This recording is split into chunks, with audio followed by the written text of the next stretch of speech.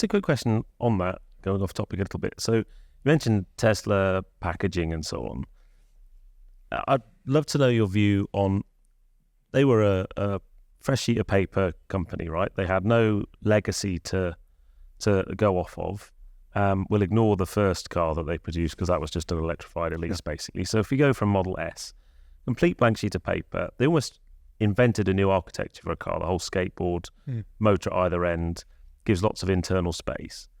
It seems that some of the legacy manufacturers still have a hang-up. They still kind of design cars in a very similar way. There's a big space up front where the engine would be, and even in an electric car, it's still full of stuff, whereas Tesla have got a boot there. And do you think that that's almost taken the legacy manufacturers a while to sort out how to build electric cars? Having seen a Tesla torn down, it's more radical in a teardown than I ever believed. I mean, it is right the way through a Tesla. It's like unlike any other body shell. I mean, the glass and the windshield on one of them goes right the way further down because it doesn't need not to almost, and therefore they're saving on the tooling and stamping, and just the construction under the skin of a Tesla is really radical. But of course, they didn't have the legacy of doing tooling the way the existing manufacturers do. They didn't have the stamping. They had to think differently because they were a startup. I mean, we forget this, right? But they were a startup, so they couldn't. And they were only like 8-10 years in. I don't even think. No, 10 years. Yeah.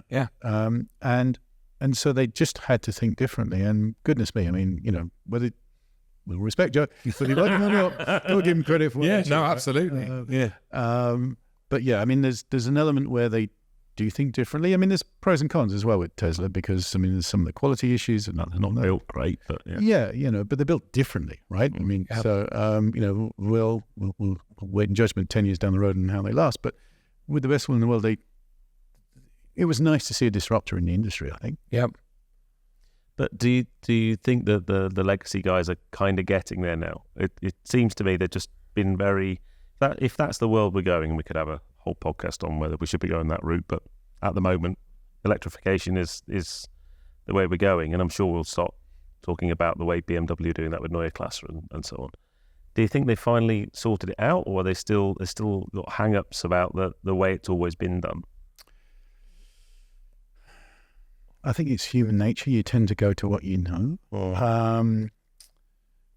But it doesn't mean to say that Tesla's right and everybody else is wrong. So there's a difficulty here in not sort of throwing the baby out with the bathwater in the argument, because what you've got with a conventional vehicle is a lot of repairability possibilities. Mm-hmm. You've got flexibility with some of the tooling and stamping. So, looking at your M3 wagon over there, Joe, you can do low-cost tooling to do a rear wing and things like that. So that it does not mean one is right and one is wrong, in truth. And have they caught up? I guess you've got to look at the bill of... So, I mean, in the industry, you'd look at BOM, the bill of materials, right? So the question there is, what would the BOM teardown be of a Tesla versus, pick on BMW here, any competitive vehicle. And that's where the proof of the pudding would be in terms of where the Tesla's achieving a lower BOM of bill of materials versus competition. I'd have to ask somebody I don't know the answer at this stage, but I'll ask someone to find out what their BOM is. But that's got to be the test at the end of the day. Doing it differently for different sake isn't as important as making money. And remember, Tesla didn't make any money for an awful long time. Yeah. I think it also, we talked about it on the last podcast, depending on when these go out. But I think for manufacturers, we talk about this a lot. It's a very difficult period for manufacturers in general, and that would definitely include the design, in the way that although we know or we think we're going in the electric route, that has somewhat now been stretched out, hasn't it?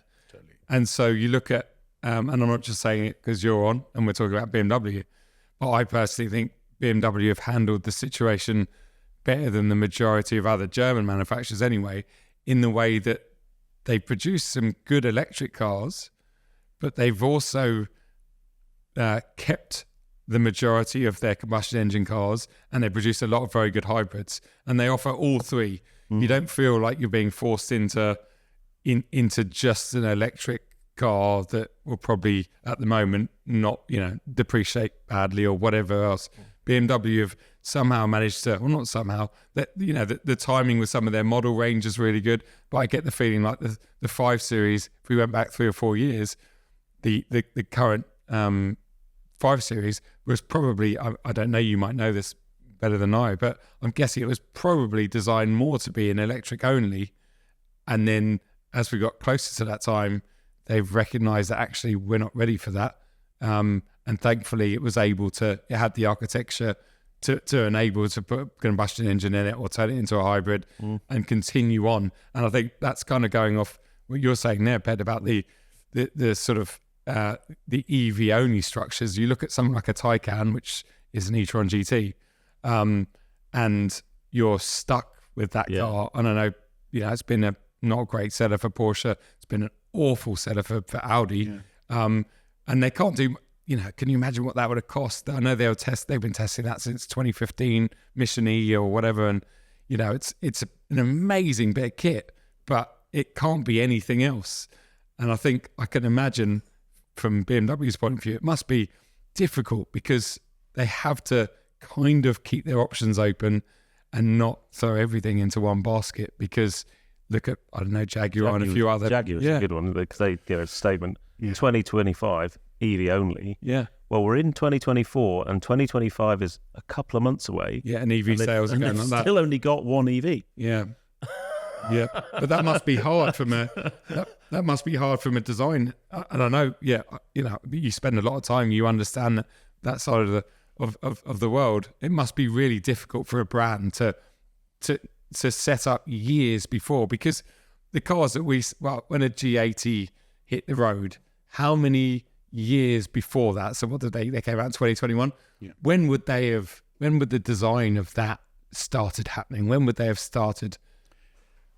I mean, it gets shorter for sure. So, I mean, roughly 3 years. Sometimes you can squeeze it to 2.5 with some of the Chinese. But you've got this awful long tail of, if it's a new product concept, there's a lot more imaginative, creative, free thinking before you start committing to. But for something like a replacement for, whether it's a regular production car or a more luxury product, doesn't really matter, I suppose. But yeah, you're looking at around about just under 3 years at the moment. Okay, so I thought you were going to say 6 or 7, but I suppose that was 20 years ago. But here's the thing: is that's for the car. The bigger issue, which never really gets considered in the press, is powertrains. So powertrains usually need a longer lead time because you have to invest just as much, sometimes more, if you need a gearbox factory, or if you need an engine capacity, and you've got to. Because the tooling for an engine is really expensive. It's boring as hell, don't get me wrong. Nobody gets excited about tooling for an engine block. But they're big, heavy cast iron assemblies that need big, heavy foundry work. That requires a lot of lead time, and you've got to do shipping logistics. So daft as it sounds, a bit like my books are really heavy to ship around. Engine blocks are really heavy to ship around. If you make those engines in the wrong place and you find that your volume is being made in Mexico and the engine's made in Germany, for example, all your cost base goes upside down because you've got to ship them over, right? So that's the stuff where the decisions that would be made for some of those vehicles are into market now were probably made 8 years ago, and I'd be terrified in some of those decisions that were made 8 years ago that would have been upended by the rush to electric 4 years ago and the issues we're seeing now, and the logistics side of it, the boring bit, if you like. That's where the terror is going to be, I think, for some people in terms of cost base.